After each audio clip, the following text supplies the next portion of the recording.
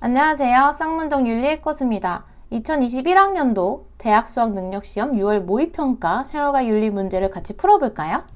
1번, 늘 그렇듯 윤리학의 구분에 관한 문제네요. 먼저 가의 입장은 윤리학이 일상생활 속에서 제기되는 생명, 환경 등과 관련된 다양한 도덕 문제들에 도덕 원리를 적용해서 실천적인 지침을 제공하는 것을 주된 목표로 삼아야 한다고 보는 실천윤리학이네요.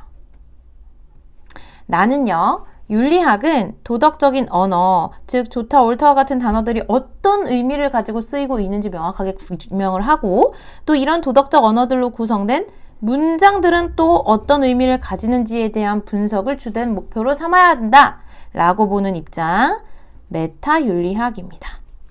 자, 먼저 선지 1번.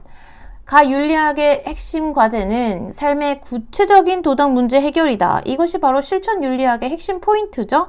1번부터 정답이 나와버렸네요. 선지 2번. 윤리학의 핵심 과제는 도덕적 추리와 논증 방법이 어떻게 진행되어야 되는지에 대한 연구다. 다름 아닌 논리학에 대한 이야기네요. 자, 어떤 도덕적 추론의 논리적인 타당성을 검토한다는 면에서 나의 영역에 해당할 수 있겠어요. 선지 3번. 윤리학의 핵심 과제는 도덕적 관행에 대한 인과적 서술이다. 인과적 서술이다 라고 했을 때 인과적이란 말은 다름 아닌 원인과 결과를 밝힌다는 뜻이에요. 즉 어떻게 그런 도덕적 관행이 생겼는지, 그 원인은 무엇인지, 어떻게 해서 그런 도덕적 전통이 생겼는지를 파악하고 연구하는 기술윤리학의 입장입니다. 선지 4번. 윤리학의 핵심 과제는 경험적인 연구를 통한 도덕성의 검증이다. 아마도 도덕과학적 접근을 좀 생각하고 낸 선지인 것 같아요. 어쨌든 메타윤리학에는 해당하지 않습니다. 선지 5번. 윤리학의 핵심 과제는 보편적인 도덕 법칙의 정립이다. 자, 이것은 규범 윤리학 중에서도 이론 규범 윤리학에 해당하는 내용이죠. 그래서 정답은 1번이었어요. 그 다음 선지 2번. 가는 자신의 수양을 경으로 하고 자기 신을 수양하여 다른 이를 편안하게 한다. 숙이 이 아닌이죠. 요수는요, 유교 사상에서 아주 훌륭한 왕으로 평가하는 중국 고대 왕을 이야기해요. 그래서 이들도 이런 숙이 아닌을 실천했다는 내용이 제시됐죠. 유교 사상입니다. 자, 나는요, 배우면 날마다 쌓이고 스트레스가 쌓이겠지. 도에 따르면 날마다 덜어진다. 덜고 또 덜다 보면 무위에 이른다. 무위라고 하는 것은 인위적인 기준이나 인위적인 잣대 없이 자연적 본성에 따라서 사고하고 행위하는 것을 이야기하죠. 무언가 일삼으려 하면 오히려 부족해지고 일삼지 않아야 천하를 취할 수 있다. 나라를 다스리는 것 역시 무위에 따라야 한다고 보는 도가 사상입니다. 자, 선지 1번.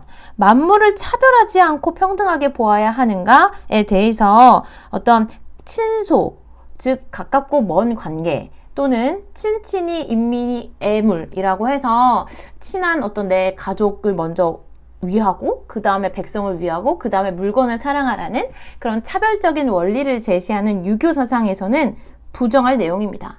하지만 개체의 관점을 떠나서 도의 관점을 취하고 세상의 모든 만물을 평등한 가치를 지니는 것, 상대적인 가치를 지니는 것이라고 보는 도가 사상에서는 긍정할 질문이네요. 자, 선지 2번. 명예와 욕심을 버리고 소박한 삶을 살아야 하는가? 라고 하는 질문에 대해서 선생님은 유교 사상은 세모할게요. 유교 사상에서 모든 사회적인 역할이나 어떤 명예를 부정하는 건 아니거든요. 욕심 또한 어떤 인간의 욕구 또한 긍정될 수 있는 맥락이 있거든요. 그래서 맥락에 따라서 세모, 또 도가 사상의 경우에는 당연히 동그라미니까.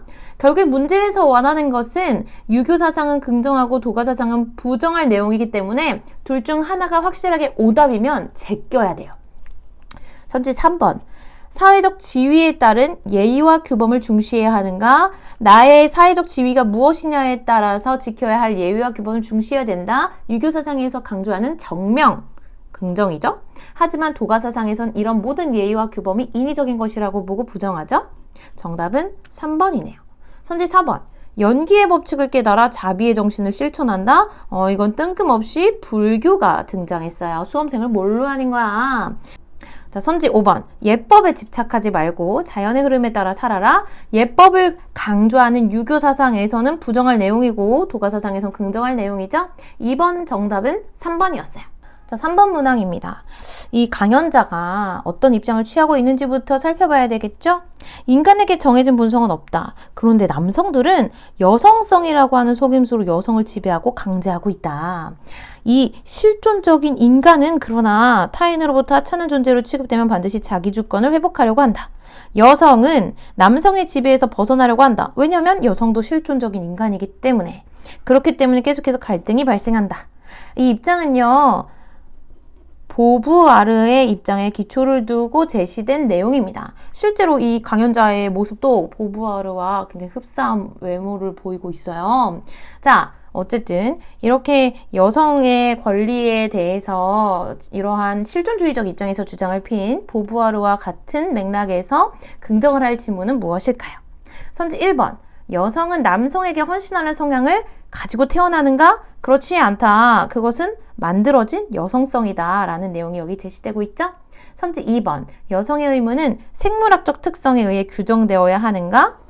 이것 역시 여기에서 이야기하는 자연스러운 출산마저 모성의 의무를 강요했다 라고 하는 점에서부터 부정될 내용이죠. 자, 즉 여자가 출산이 가능한 생물학적 특성을 가지고 있다고 해서 무조건 모성애를 강요하거나 여성성을 그런 의미를 부여한다는 것은 보부아르의 입장에서는 결코 긍정할 수 없는 입장입니다. 선지 3번. 여성성은 남성 중심의 가치관이 반영된 사회적 산물인가? 당연히 긍정할 내용이겠죠? 이 본문의 내용과 제시문의 내용을 하나씩 비교하면서 정답을 찾아야 합니다. 선지 4번. 여성은 수동적인 삶을 통해 실존적 자유를 회복한다. 실존적 자유는 이제 보부아르의 핵심 포인트가 맞는데 수동적인 삶은 실존적 존재의 특징이라고 볼 수 없죠. 실존적인 존재는 스스로 삶을 만들어 나가는 존재예요. 자, 선지 5번. 여성의 남성에 대한 우월성이 여성을 속박해서 해방시킬 수 있는가? 여기 보면 남성과 여성은 자율적 존재로서 동등하다고 보고 있어요. 이 페미니즘의 입장이 결코 여성이 남성보다 우월하다라고 하는 식의 주장으로 많은 어떤 논의를 전개하지 않아요. 그러니까 이 부분은 명확하게 이해해 주세요. 3번 문항의 정답은 3번이었습니다. 선지 4번입니다. 이렇게 핵심 쟁점을 찾는 문제는요, 갑과 을이 어디까지 서로 동의를 하고 어디서부터 서로 이견, 다른 의견을 표현하는지를 살펴봐야 돼요. 자, 먼저 갑. 생태계를 파괴하지 않는 한 동물 복제는 허용되어야 한다. 왜냐면 이러한 유용성 있는 결과를 산출하기 때문이다. 을. 거긴 전적으로 동의한다. 그러면 동물 복제 허용에 대해서는 갑을이 모두 긍정하네요. 하지만 인간 복제만큼은 결코 허용돼서는 안 돼. 왜냐면 인간 존엄성이 어긋나거든. 하지만 이에 대해 갑은 그래, 인간 존엄성이 위배되는 건 맞아. 이건 또 공통점이네. 하지만 질병 치료를 위한 인간 배아 복제는 그렇지 않아. 배아는 인간이 아니기 때문이지. 하여튼 을은 인간 배아는 그래, 성인으로서 도덕적 지위를 갖지는 않아. 그럼 배아는 도덕적 지위를 가지지 않는다. 뭐 이런 식의 입장까지는 서로 긍정이네요. 하지만 잠재적으로는 인간으로서 발달 잠재성을 가지고 있어. 따라서 인간의 배아 복제 역시 허용될 수 없다라는 논의가 전개되고 있어요. 그렇다면 여기서의 쟁점은 바로 이 부분이 되겠네요. 선지 1번. 동물 복제는 허용될 수 있는가? 둘 다 긍정. 선지 2번. 인간 개체 복제는 인간 존엄성을 훼손하는가? 둘 다 긍정. 동물 복제는 사회적 유용성 증진에 기여하는가? 긍정. 그래서 둘 다 허용될 수 있다고 이야기했죠? 선지 4번. 치료 목적의 인간 배아 복제는 허용될 수 있는가? 갑은 긍정하지만 을은 부정할 내용으로 쟁점이 됩니다. 선지 5번. 인간 배아는 성인과 같은 도덕적 지위를 지니는가? 라고 했을 때 갑은 배아는 도덕적 지위를 지닌 인간으로 볼 수 없다고 하고, 을은 인간으로서 도덕적 지위를 가지지 않는다. 단 잠재성을 지닌 존재다. 라고 해서 이 문장은 갑과 을이 모두 긍정할 내용이네요. 자, 선지 5번. 과학자들은 과학이 순수 이론의 영역에 속한다고 보았다. 과학은 대상을 가치 중립적으로 관찰해야 하고, 자, 여러분들은 이 문제를요, 이 가치 중립적이다라고 하는 표현에 헷갈려서 맨날 틀리거든요. 근데 막상 보면 정말 쉬운 문제들이 출제되고 있어요. 결국 여기에서 논지는 과학자들은 과학이 순수 이론 영역에 속한다고 보고 가치로부터 중립적이다. 즉 옳다, 그르다, 선하다, 뭐 나쁘다 이런 식의 평가로부터 자유롭다. 도덕의 대상이 아니다. 도덕적 가치 판단의 대상이 아니다. 라고 이전에 과학자들이 보았다는 내용이 서술돼 있죠. 그러나 오늘날에는 기술적 응용이 과학 연구의 방향을 결정하고 있다. 거대한 권력으로 작용하는 과학기술이 결국에는 자연을 파괴하고 인류의 생존마저 위협하고 있다. 이런 상황에서는 공포의 발견술, 즉 미래에 예견되는 공포들을 더 중시하는 이런 입장을 통해서 좋은 말보다 나쁜 말에 귀 기울여서 책임을 새롭게 정립해야 된다. 미래에 예측되는 어떤 이익보다 뭔가 예상되는 혹은 예상하지 못했던 범위의 공포까지, 그런 고통까지도 고려하려고 하는 이런 공포의 발견술이 더 중요하다고 보는 한스 요나스의 입장입니다. 자, 하지만 보기 내용은 쉬웠죠. 과학기술 연구의 자유는 무제한으로 허용돼서는 안 된다. 왜냐하면 과학기술의 영향력이 이렇게 크기 때문에. 과학기술자는 연구의 장기적 결과에 대해 숙고, 즉 아주 깊이 있게 생각한다는 거죠. 디귿. 과학기술자는 기술적 응용에서 가치 중립적이어선 안 된다. 가치 중립적이라는 말은 다시 말하면 뭔가 도덕적 가치로부터 자유롭다. 옳다, 그르다의 판단 대상이 아니다. 뭐 도덕적 책임이 없다. 이런 말들하고 같은 맥락에서 쓸 수 있겠어요. 선지 리을. 과학기술자는 사회적 책임보다 내적 책임을 중시한다. 내적 책임이라고 하는 것은 결국 과학 연구 과정에서의 어떤 타당성이나 객관성을 검증하는 그런 연구 윤리들을 이야기해요. 하지만 이 글의 입장에서는 사회적 책임을 보다 더 강조하는 입장이라고 볼 수 있겠죠. 그래서 5번의 정답은 1번입니다. 자, 6번입니다. 목민관 하자마자 누가 떠오르죠? 정약용 선생님. 목민관은 책계도 뭐야? 책계기란 말 나도 몰라. 사사로이 채용된 비서. 오케이. 이런 사사로운 사람을 채용해서 회계를 맡겨서는 안 된다. 왜냐면 목민관은 청렴해야 되니까. 관내 친척과 친구를 단속해서 의심과 비방이 생기지 않도록 하되 서로의 정을 잘 유지해야 된다. 즉, 내 친구나 가족이 속상해하지 않도록 관계를 잘 유지하면서 청렴함을 지켜야 된다. 공직자로서 뭐 이런 식의 주장을 전개하고 있네요. 다음 을은요. 나라가 올바르게 되려면 구성원들이 각자의 덕을 발휘해야 한다. 자, 이 입장은요. 첫 문장만 봐도 플라톤인데요. 플라톤은 개인의 영혼에서 올바름을 추구하는 방법과 하나의 국가에서의 올바름을 추구하는 방법이 같다고 보는 입장이죠. 개인의 영혼의 올바름을 추구하기 위해서는 머리에는 지혜, 가슴에는 기계, 배에는 절제, 영혼 각각의 부분이 자신의 역할을 다하면서 조화를 이루어야 돼요. 이 각각의 역할을 다하면서 조화를 이루는 상태가 바로 올바름, 정의로운 상태이죠.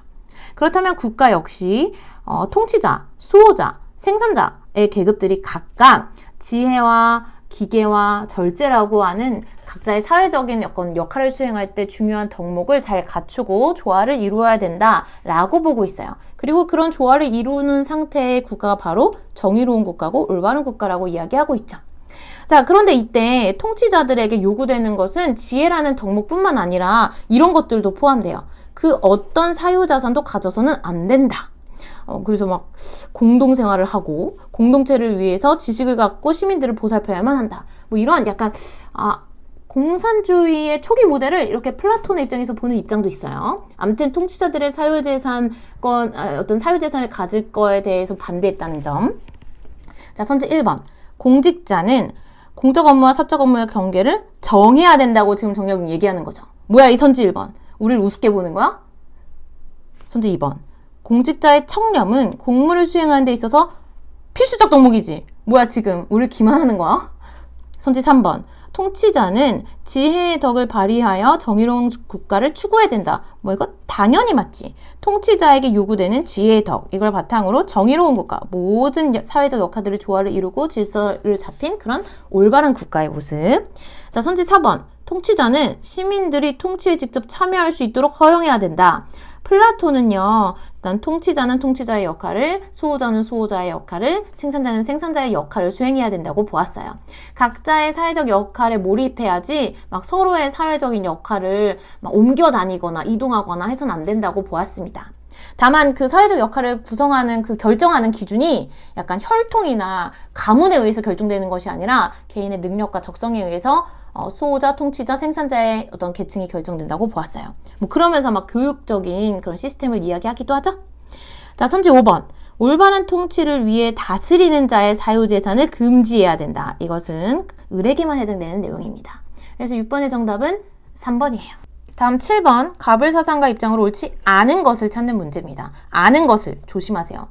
자, 갑은요. 정의로운 사회는 평등한 자유와 공정한 기회균등을 보장하는 제도를 가진다.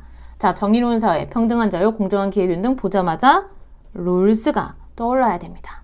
자, 이러한 제도의 체계에서는 처지가 나은 자들의 보다 높은 기대치가 정당화되는 유일한 조건. 말이 어렵지만 결국은 어떤 말이에요? 불평등을 정당화할 수 있는 조건. 불평등 정당화 조건은 그 사회의 최소 수혜자들의 기대치를 향상시키는 것이다. 결국 차등의 원칙에 대한 내용이네요. 자, 그 다음 을입니다. 취득에서의 정의의 원리에 의해 소유물을 취득한 자는 취득의 정의의 원리, 소유물 취득, 소유 권리 보자마자 노직이네요. 노직은요, 자연적 자산의 경우에도, 즉 개개인이 가지고 태어난 재능의 경우에도 거기에 대한 소유 권리를 가진다고 봤어요.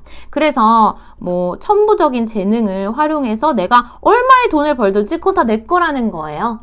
롤즈의 경우에는 어떤 이런 사회적인 기준을 정의의 원칙에 따라서 부여하고 있는데, 노직은 개개인이 가지고 태어난 천부적 재능은 자기 거야. 그 재능을 활용해서 돈을 버는 건 다 걔 거야. 어떤 사회적인 이런 기준을 적용해서는 안 된다고, 분배적인 원리를 적용해서 안 된다고 이야기하고 있죠. 자, 선지 1번. 능력과 재능이 유사하다면 성공의 기회도 유사해야 된다. 약간 기출문제에선 낯선 내용이지만 사실 이게 바로 롤즈가 이야기하는 공정한 기회균등의 원칙이 의미하는 바입니다. 공정한 기회균등의 원칙은 단순히 막 정보 공개나 뭐 이런 차원이 아니라 능력과 재능이 유사한 사람에게 성공의 기회가 유사하게 보장되는 그런 시스템이 교육에서부터 모든 단계에 이르기까지 다 갖추어진 그런 상태를 이야기해요. 자, 말이 많네. 빨리 할게. 선지 2번. 최소 수혜자의 서지를 계산하는 사회적 불평등은 정당화될 수 있다. 어떨 때? 차등의 원칙을 충족시킬 때. 선지 3번. 사회적 유용도나 도덕적 공과에 따른 분배의 원리는 정형적이다. 자, 이 노직의 입장에서 어떤 롤즈나 다른 어떤 고정된 분배적 기준을 제시하는 입장의 사상가를 비판할 때 바로 그런 분배의 원리는 고정되어 있어 라고 하면서 비판해요. 즉, 어떤 최소 수혜자의 이익을 극대화하는 원칙, 막 공정한 기회균등의 원칙, 이런 것 때문에 이 분배의 원리가 어떤 틀에 박혀 있는 그런 정형화된 그런 것들로 보여진다는 거예요. 어쨌든 이런 식의 비판은 바로 노직의 입장에서 할 수 있는 비판으로 적절합니다. 이런 사회적 유용도나 도덕적 공과 이런 것들을 고려하는 것 자체가 문제라는 거예요. 고정되어 있는 어떤 분배의 기준이라는 거죠. 분배는 어떤 순수 절차적 정의관의 입장에서 이 취득과 이전이라고 하는 과정에 초점을 두고 우리가 그 역사적인 절차가 어땠는지 보고 정당한 소유권을 판단해야 되는데, 야, 사회적인 유용성이 극대화돼야 돼. 도덕적인 어떤 공과에 따라서 분배해야 돼. 라고 하는 원리 자체가 고정돼 있다는 거예요. 자, 선지 4번. 분배의 정당성은 분배된 결과보다는 분배의 역사적 과정에 달려있다. 이게 바로 이 선지 3번과 관련된 내용입니다. 결국 여기서 말하는 분배의 역사적 과정은 취득과 이전의 과정을 의미하겠죠? 여기서 부정의가 발생하면 교정까지도 해야 돼요. 자, 선지 5번. 정당한 분배는 선천적 재능에 비례하는 보상을 제공합니다. 헛소리. 정답은 5번입니다. 자, 8번. 다음을 주장한 사상가 입장으로 가장 적절한 것은 인간이 자기 집에서 사는 것을 거주라고 한다. 그러나 거주는 단순히 존재하거나 머무르는 것 이상의 의미를 지닌다. 도대체 그 의미가 뭘까?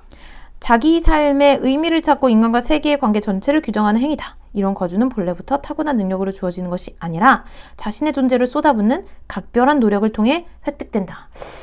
지금은 나의 존재를 쏟아 부어서도 나의 거주처를 찾을 수 없는 그런 시대야. 아무튼 이렇게 거주의 어떤 의미에 대해서 서술하고 있는 입장이에요.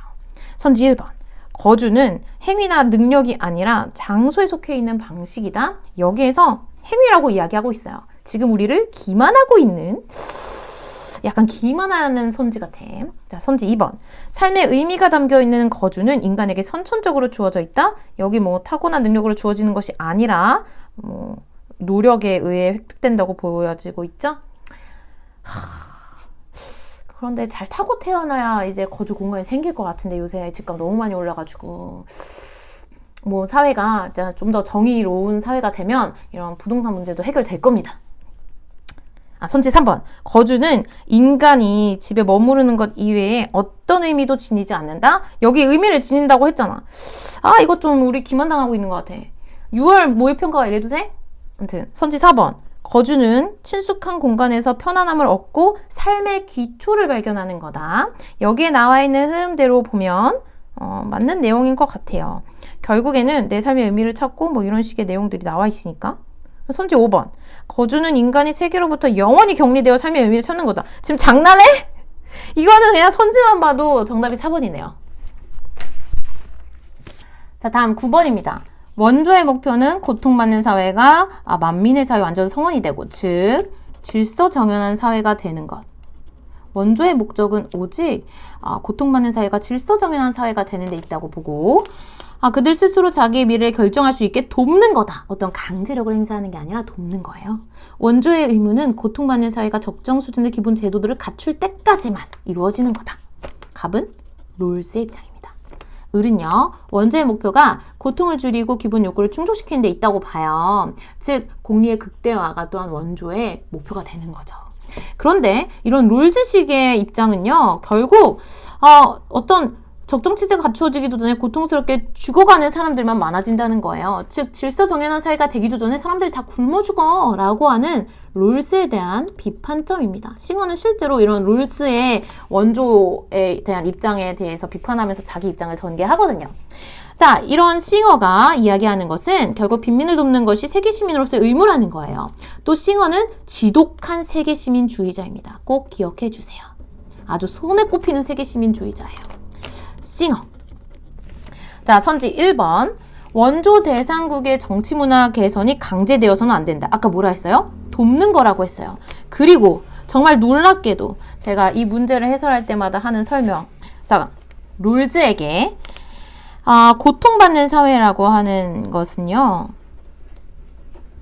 인권이 보장되지 않아요. 그런 이유는 바로 정치 문화가 아주 수준이 낮기 때문이죠. 이런 고통받는 사회에 대해서 질서정연한 사회의 만민들은 원조를 해야 돼요. 원조는 돕는 거예요. 자, 하지만 무법국가라고 하는 사회의 유형도 있어요. 무법국가는 인권이 보장되지 않아. 하지만 동시에 주변 나라에 아주 폭력적이에요.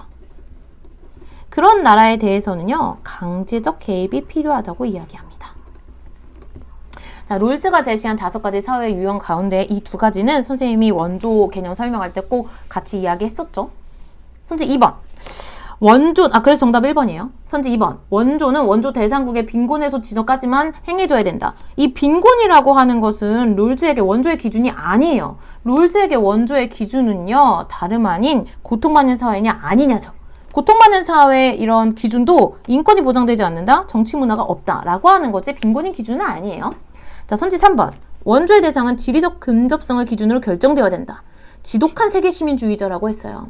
지리적 위치 이런 건 중요하지 않아. 심지어 어떤 사회에 속해 있느냐도 중요하지 않아. 부유한 국가든 가난한 국가든 고통받는 사람이 있고 그런 사람들을 도와줄 수 있는 여유가 나에게 있다면 원조는 의무다 라고 하는 것이 바로 싱어의 입장입니다. 선지 5번. 원조 목표는 국가 간 부의 재분배를 통한 경제적 평등의 실현이다. 이건 그동안 기출을 잘 풀었으면 절대로 선택해서는 안 되는 선지예요. 9번의 정답은 1번이었습니다. 다음 10번입니다. 자, 10번은 늘 어려워하는 문제인데요. 이번엔 내용보다 형식이 좀 어려웠죠. 자, 먼저 갑. 형벌은 사람들이 유사한 범죄 행위를 또 못하도록, 다시 말하면 범죄를 예방하도록 억제하는 거다. 즉, 이런 범죄에 대한 억제력의 측면에서 사형보다는 종신노역형이 더 효과적이다. 어떤 효과를 이야기하는 공리주의적 입장에서 사형보다 종신노역형이 더 효과적이라고 이야기하는 사람, 베카리아입니다.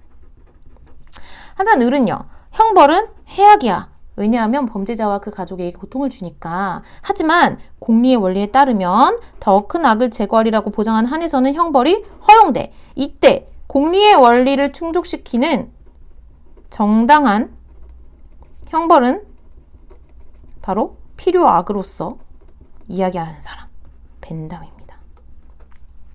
병은요, 형벌은 범죄자나 시민사회 어떤 다른 선을 촉진하기 위한 수단이 아니다. 즉 어떤 범죄 예방이나 범죄자 교화 같은 다른 이익이나 선을 위한 것이 아니야. 범죄는 그 범죄를 저지른 그 범죄자가 범죄를 저질렀다는 사실만으로 그에 대한 책임을 묻는 게 형벌인 거야. 그래서 보복법만이 정당한 형벌의 질과 양을 제시할 수 있다. 그분의 입장 칸트예요. 자, 그래서 칸트는 다른 범죄는 뭐 다른 걸로 충당되더라도 살인이라고 하는 범죄만큼은 내가 빼앗은 사람의 생명을 되돌릴 수 없으므로 오직 사형으로만 형벌을 집행해야 된다라고 이야기하고 있죠. 그래서 갑은 베카리아, 을은 벤담, 병은 칸트라고 봤을 때, 자, 선지 1번. 형벌은 반드시 법률을 통해서만 집행되어야 한다. A는 베카리아가 벤담에게 할 수 있는 비판이어야 하는데요. 이런 내용은 지금까지 나온 기출의 표현으로는 바로 공적 정의의 실현이다 라고 하는 표현으로 많이 등장했었죠. 형벌이라고 하는 건 사적인 보복의 차원이 아니라 공적인 정의를 실현하는 것이다 라는 입장은요, 모든 사상가의 공통된 주장입니다. 다음 선지 2번. B는 벤담의 입장에서 베카리아에게 할 수 있는 비판이어야 하는데요. 형벌은 범죄의 사회적 해악에 비례해 부과해야 되는데 그걸 간과한다? 실제로 이 공리주의적 입장에서 보다 강조하는 것은 이 범죄가 얼마나 나빴느냐가 아니라 형벌로 인해 얻게 될 이익이 무엇이냐죠. 그렇기 때문에 이건 저는 이 맥락에서 맞지 않는 선지라고 생각합니다. 다음 선지 3번. 범죄 피해자의 보복 의지가 형벌의 근거인데 그걸 간과한다? 자, D는요. 이 벤담이고요. 벤담이 칸트에게 할 수 있는 내용이어야 돼요. 아니, 범죄 피해자의 보복 의지가 형벌의 근거인데 그걸 칸트가 모른다? 아까 이야기한 1번 선지와 같은 맥락에서 어떤 형벌이라고 하는 것은 사적인 보복의 형태가 아니라 공적인 정의의 실현이다 라고 하는 입장에서 이 선지 3번은 또한 모든 사상가의 입장에서 성립될 수 없는 선지입니다.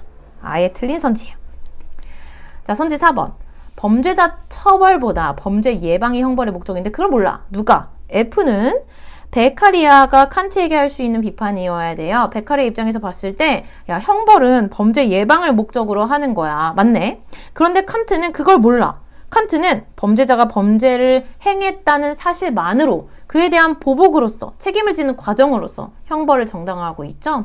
그럼 칸트에게 할 수 있는 비판으로 적절하네요. 선지 5번. C와 E는 칸트 입장에서 벤담과 베카리아에게 할 수 있는 비판이어야 하는데요. 야, 형벌이 보편적 도덕 원리에 근거해야 되는데 얘네가 그걸 몰라. 미안하지만 베카리아하고 벤담도 공리의 원리 이야기 하거든. 그래서 이건 베카리아와 벤담에 대한 비판으로 성립되지 않습니다. 자, 11번. 시민불복종 문제에서는요, 단 한 번도 롤즈가 빠진 적이 없어요. 이 시민불복종은 롤즈에게는 거의 정의로운 사회에서만 가능한 시민으로서의 저항권 행사죠. 왜냐하면요, 뭐 이런 설명을 보면 다 이 거의 정의로운 사회에서만 가능하다는 게 유추가 돼요. 법에 대한 충실성의 한계 내에서 부정의에 대해 항거하는 위법 행위이다. 왜 법에 대한 충실성을 지켜야 하죠? 왜냐하면 거의 정의로운 사회거든요. 거의 정의로운 사회는요, 이미 공동사회의 다수가 정의감을 가지고 있어. 공동의 정의감이 가능하다는 거야. 또 이런 이미 자유롭고 평등한 사람들 사이에서 정의의 원칙이 존중되고 있는 사회야. 그런데 지금 내가 거부하려고 하는, 저항하려고 하는 이 법과 제도가 이 우리가 지키려고 하는 정의의 원칙을 아주 심각하게 위배하고 있어. 이걸 사람들한테 알리는 행위가 바로 시민불복종이거든요. 갑은 롤즈의 입장입니다. 자, 을은요. 시민불복종은 합법적인 수단이 실패했을 때 사용될 수 있다. 즉, 최후의 수단이라는 점에서는 롤즈와 같은 입장을 보이고 있죠. 그런데 우리가 중요시하는 건 이제 중단시키려고 하는 악의 크기, 즉 시민불복종의 대상이 되는 그 너무 나쁜 그 제도와 법이 발생시키는 그 나쁜 것들의 그 결과들과 우리의 행위, 즉 시민불복종이 가져올 어떤 사회적인 혼란, 결국엔 위법행위니까 이런 법적인 질서나 체계가 조금 이렇게 혼란을 겪을 거 아니에요. 그것들을 잘 계산해서 뭐가 더 지금 필요한지를 계산해 봐야 된다. 뭐 이런 입장을 하고 있는 싱어예요. 제 기억으로는 거의 처음 나왔어요. 자, 그런데 이 싱어의 입장에 대해서 모르더라도 잘 풀어낼 수 있는 문제였어요. 자, 선지 1번. 시민 불복종은 민주적 체제의 합법성을 인정하는 시민의 행위이다. 말했잖아. 거의 정의로운 사회에서만 가능한 거라고. 그래서 정의의 원칙이 살아있는 이 사회를 난 존중해. 그런데 이 법이, 이 개별적인 법과 제도가 이렇게 좋은 우리의 사회가 지키려고 하는 정의의 원칙을 위협하고 있어. 막 이런 식의 이야기를 하게 되는 거죠. 자, 선지 2번. 거의 정의로운 사회에서 부정의한 모든 법은 시민 불복종의 대상이다. 자, 과감하게 X 쳐주세요. 거의 정의로운 사회는 맞는데요. 부정의한 모든 법이 시민 불복종의 대상은 아니에요. 제가 계속 뭐라 했어요? 심각한 부정이라고 했어요. 있잖아요. 여기에 이미 다 들어가 있어요. 정의로운 사회, 완전 정의로운 사회가 아니라 거의 정의로운 사회잖아요. 현실적으로는 이 부정의한 요소가 완벽하게 없어질 수는 없어. 그래서 롤즈는 거의 정의로운 사회에서는 이렇게 작은 부정의들이 발생할 수 있다는 거예요. 뭐 합당하지 않은 법이나 제도, 합리적이지 못한 그런 것들이 생겨날 수 있다는 거죠. 자, 그런데 아주 심각한 경우, 예를 들면 이 정의의 원칙이라고 하는 우리 사회를 구성하는 그 기반이 되는 이 정의의 원칙을 심각하게 어기는 법과 제도에 대해서 시민 불복종이 가능한 거예요. 그리고 이때 기준이 되는 정의의 원칙에서 평등한 자유의 원칙과 공정한 기회균등의 원칙은 그 기준으로 제시되지만 차등의 원칙은 제시되지 않아요. 그 이유는 차등의 원칙이 심각하게 어겨지고 있는지는 추적하기가 현실적으로 불가능하기 때문이라고 롤즈는 이야기하고 있죠. 자, 어쨌든 다음 선지 3번. 시민불복종이 산출할 사회적 이익과 해악이 고려되어야 된다. 바로 싱어의 입장으로 적절한 내용이었어요. 왜냐면 이번 선지가 완벽하게 틀린 선지였기 때문에 싱어를 몰랐어도 여러분 맞췄어야 돼요.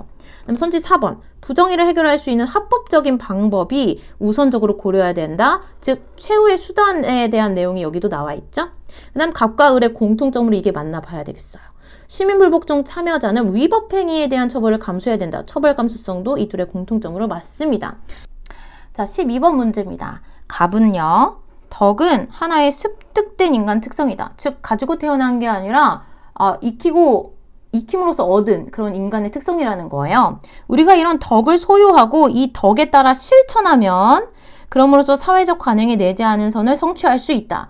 즉, 예를 들면, 우리가 어떤 예의 바름의 덕을 소유하고 사회적 관행에 따라서 어른한테 인사를 잘해. 그럼으로써 거기에 내재되어 있는 선을 내가 성취할 수 있다는 그런 식의 이야기입니다. 이 사람은 맥킨타이어인데요. 공동체주의자고, 사실 맥킨타이어인 걸 몰라도, 금호타이어인가 하고 생각하고도 풀어도 이거 답을 맞출 수 있어야 돼요. 다음, 을은요. 도덕 법칙은 이성적 존재자에게는 의무의 법칙이다. 도덕적 강요다. 명령이잖아요. 누구한테? 칸트한테. 법칙에 대한 존경, 의무에 대한 외경을 통해서 나의 행위를 규정하는 거다. 이성적 존재자라면 누구나 이 정언 명령에 따라서 자신의 행위를 결정해야 된다라고 보는 것이 바로 칸트의 관점이죠. 자, 선지 1번. 인간은 타고난 덕을 실천해야 도덕적 행위를 할 수 있다.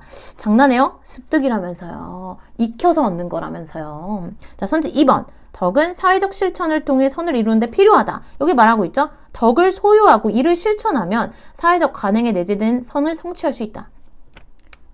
결국에는 덕이 있어야만 사회적 실천을 통해서 내가 어떤 선을 이룰 수 있다. 이런 식의 입장이에요. 자, 선지 3번.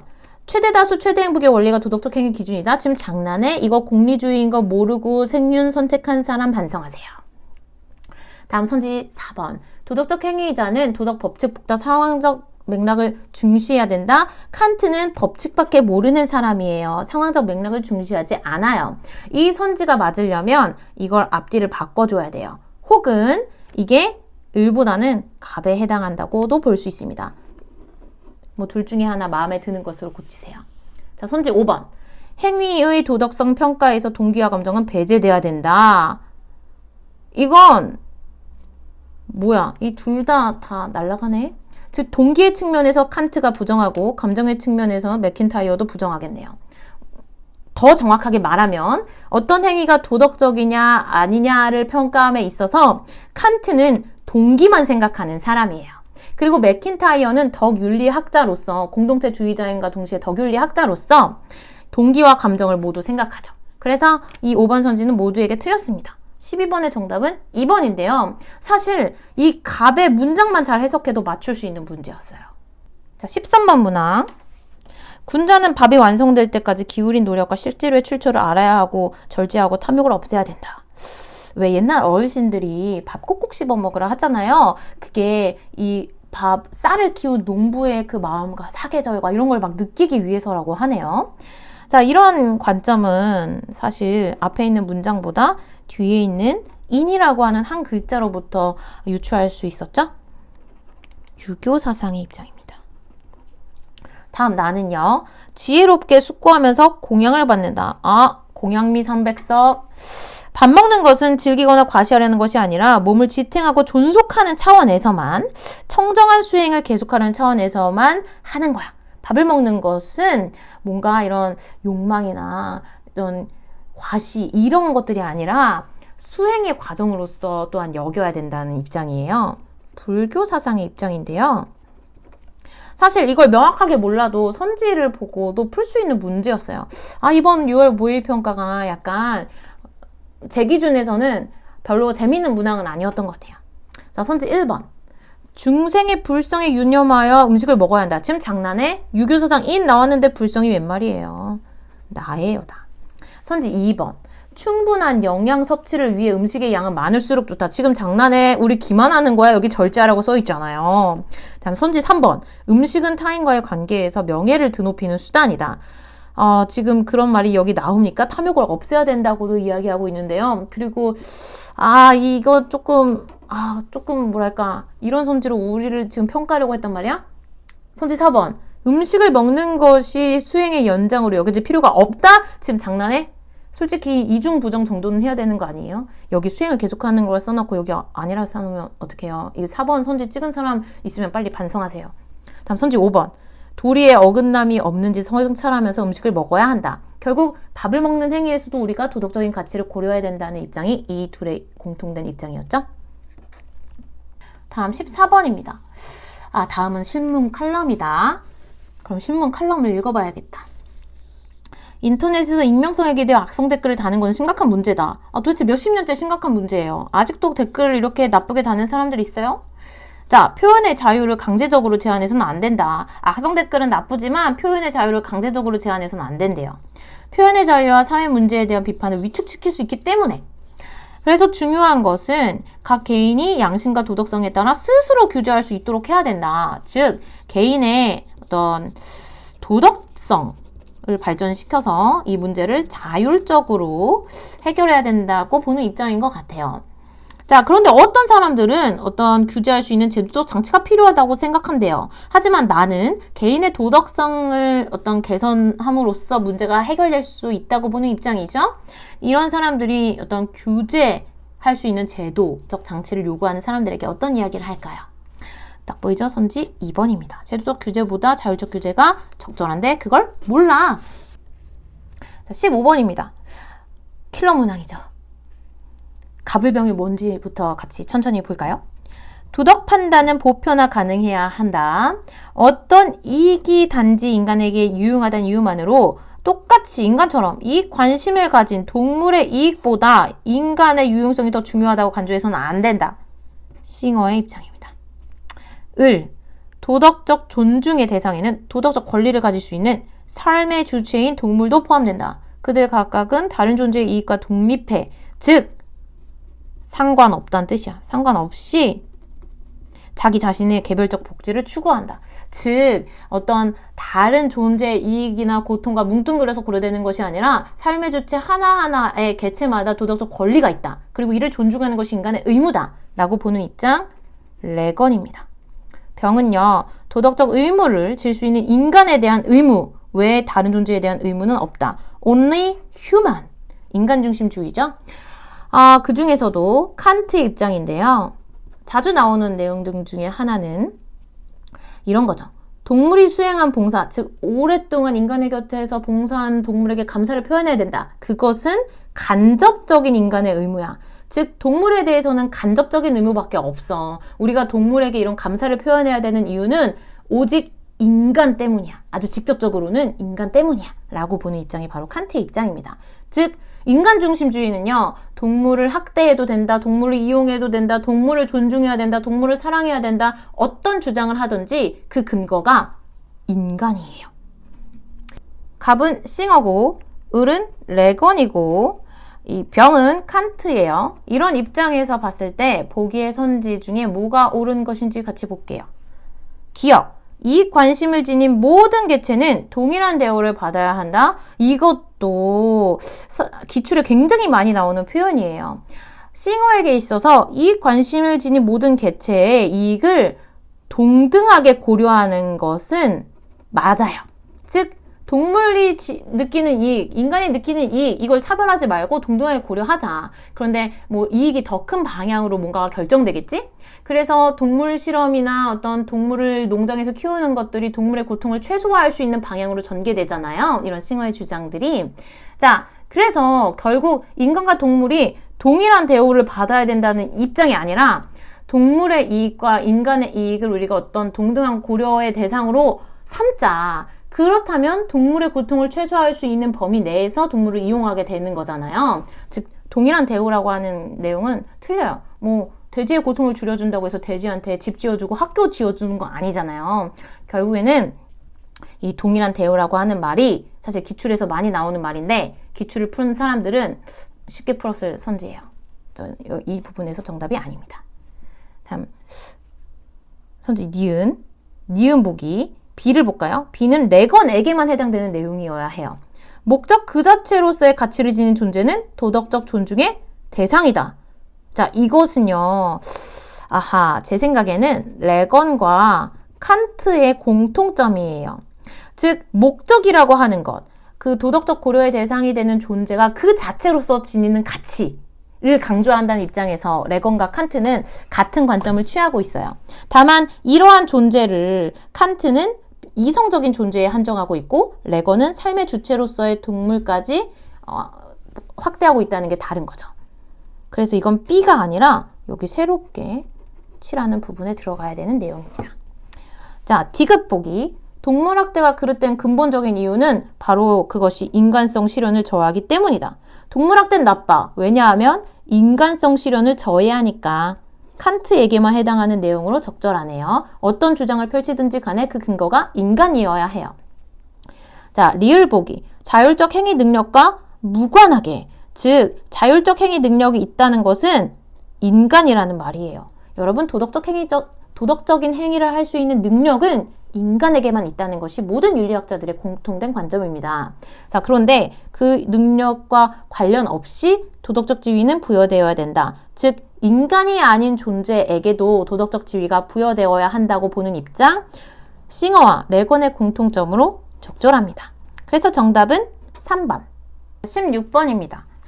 갑과 을 사상이 각각 어떤 입장인지부터 봐야겠죠? 모든 좋고 나쁨은 감각에 달려있다. 그런데 죽으면 감각을 잃는다. 마치 PC의 전원이 꺼지듯이, 코드가 뽑히듯이 그냥 죽으면 아무것도 느낄 수 없다는 거예요. 그렇기 때문에 죽음은 우리에게 아무것도 아니다. 왜냐면 좋고 나쁨은 감각에 달려있는데 죽으면 감각을 잃잖아. 그러니까 죽음은 우리한테 아무것도 느끼게 할 수 없는 사건인 거야. 그래서 현자, 즉 훌륭한 똑똑한 사람은 사려 깊음을 통해, 즉 생각해서 죽음을 무서워하지 않고 마음의 평안을 추구한다. 여기서 말하는 마음의 평안은 바로 아타락시아예요. 갑은요, 에피쿠로스입니다. 그러니까 죽음을 두려워하는 건 바보 같은 짓이라는 거예요. 어차피 죽은 다음에 아무것도 못 느끼는데 못하러 죽음 이유를 고민하면서 지금 마음의 평안함을 잃느냐는 거죠. 자, 을은요. 죽음은 진리 추구를 방해하는 육체에서 영혼이 분리되는 거다. 죽음으로써 육체에서 영혼이 드디어 육체라는 감옥에서 분리될 수 있어. 평생에 걸쳐서 최대한 죽음과 가장 가까운 상태로 영혼을 정화하며 살고자 했던 사람. 이런 사람을요. 철학자의 삶을 산 사람이라고 표현하더라고요. 누가요? 플라톤이요. 자, 이 사람이 죽음을 통해서 결국 자신이 그토록 열망하던 지혜를 얻을 수 있는 곳으로 가는 것이 바로 죽음이다. 그러니까 죽음을 두려워해서 되겠어? 안 되겠어? 안 되겠지. 자, 선지 1번. 죽음 이후에 비로소 선의 본질이 드러난다. 고 보는 입장, 에피쿠로스는 죽음 이후에 아무것도 없어요. 이 입장은 오히려 플라톤의 입장이에요. 여기서 말하는 선의 본질은 다름 아닌 뭐 진리, 이데아 같은 것이겠지. 플라톤은 죽음을 통해서만 이 진리의 세계를 제대로 알 수 있다고 보는 입장이니까요. 자, 선지 2번. 현세의 삶은 사후의 영혼의 삶에 영향을 준다. 플라톤의 입장입니다. 왜냐면 에피쿠로스한테 사후의 세계는 그런 거 없어. 그런데 플라톤은요, 이런 이야기를 하죠. 여기서도 나와 있지만, 뭐, 실제로 자기의 삶에서 욕망을 추구했던 삶은 다음 생을 결정할 때 돼지의 삶을 선택하고, 막 철학자의 삶을 살았던 사람은 다음 생에도 인간을 선택하고, 막 이런 식의 장면들을 묘사하기도 하거든요. 그래서 어쨌든 이건 갑이 아니라 을에 해당하는 내용이에요. 다음, 을. 죽음의 순간에 육체의 소멸과 함께 영혼도 소멸한다. 자, 플라톤한테 영혼은 소멸되는 것이 아니죠. 지금 이건 개소리예요. 선지 4번. 죽음의 두려움은 감각적 쾌락을 통해 해소되어야 된다. 개소리 두 번째.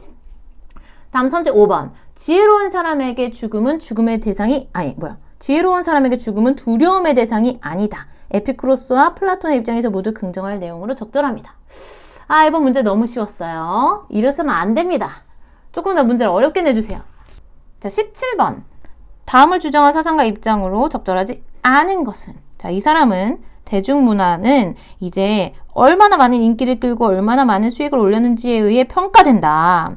자, 그래서 그냥 반복적인 오락물을 생산하는 장사가 되고 이 소비자들은 객체가 되었다. 주체가 아니라 객체가 되었다는 거예요.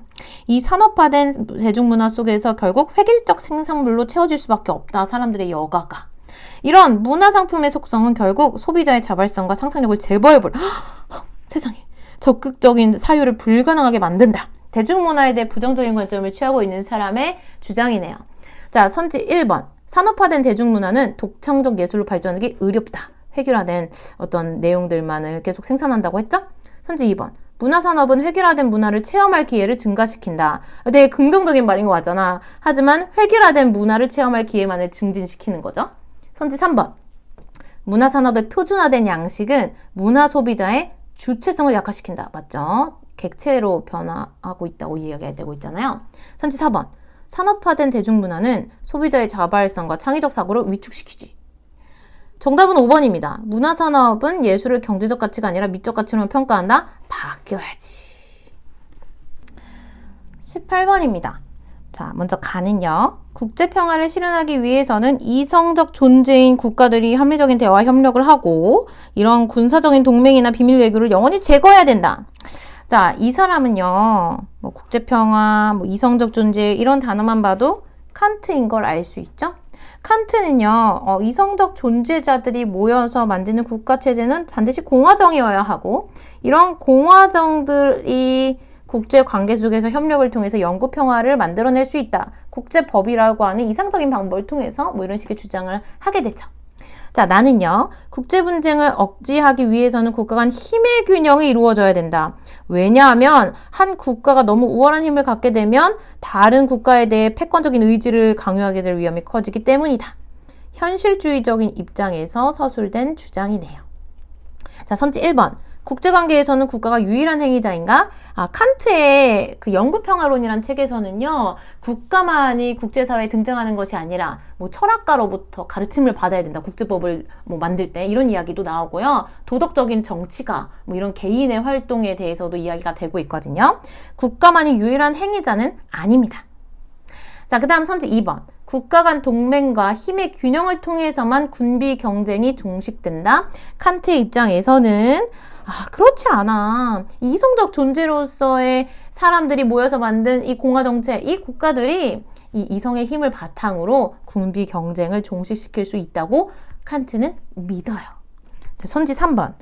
국제관계에서 세력 균형은 평화를 영구적으로 보장한다. 현실주의의 입장에서 영구적인 평화 같은 거는 가능하지 않아. 계속해서 세력 균형을 만들어줘야 돼. 그래서 막 군사 동맹이나 이런 게 필요하다. 이런 식의 주장으로 전개되거든요. 자, 선지 4번. 전쟁 수행의 최종 목표와 외교 정책의 최종 목표는 다름 아닌 국익이다. 그 어떤 나라든지 간에 자기 나라의 이익을 위해서 이런 전쟁을 일으키고 또 뭐 이렇게 외교를 하는 거다. 이런 식의 주장을 바로 현실주의적인 입장에서 하고 있죠. 진짜 현실주의다. 그치?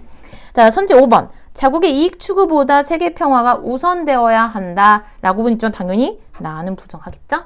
18번의 정답은 4번입니다. 자, 19번입니다.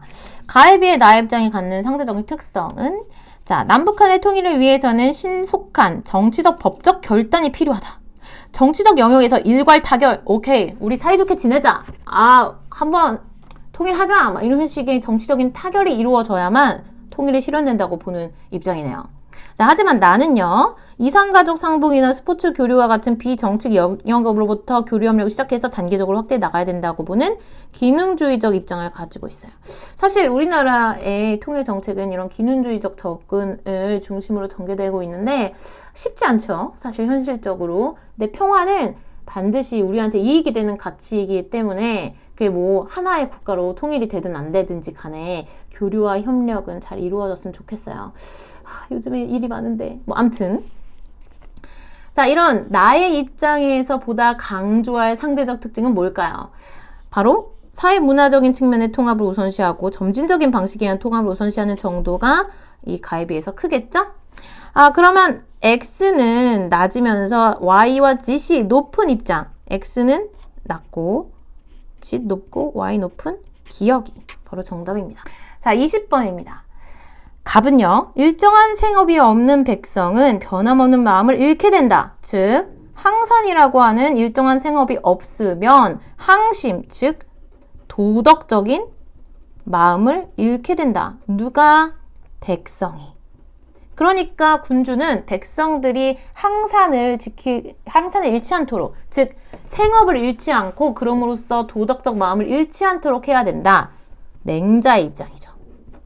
을은요, 완전한 공동체인 국가는 자연의 산물이다. 인간은 본성적으로 국가 공동체를 구성한다. 인간은 본성적으로 정치적인 존재여서 국가는 자연스러운 이 산물이다. 라고 보는 입장, 아리스토텔레스의 입장입니다.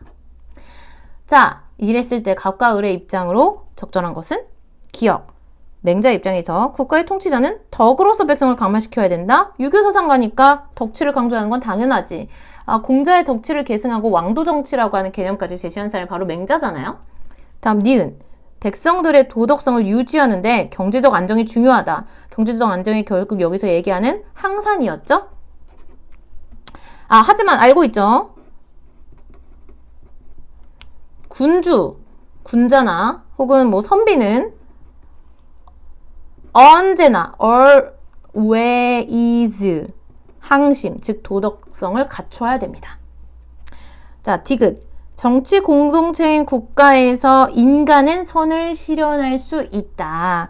즉, 정치적 존재인 인간은 오직 국가에서만 참된 행복을 누릴 수 있고 자신의 선을 실현할 수 있다고 보는 입장이 바로 아리스토텔레스의 입장이니까요. 리을. 국가는 자연 상태에서 벗어나는 인간들의 계약으로 수립된다. 이딴 걸 오답선지로 내다니 우리를 우습게 보는 거야? 이건 사회계약론의 입장이잖아요. 전혀 1도 관계없는. 정답은 4번이었습니다. 2021학년도 대학수학능력시험 6월 모의평가 해설 끝!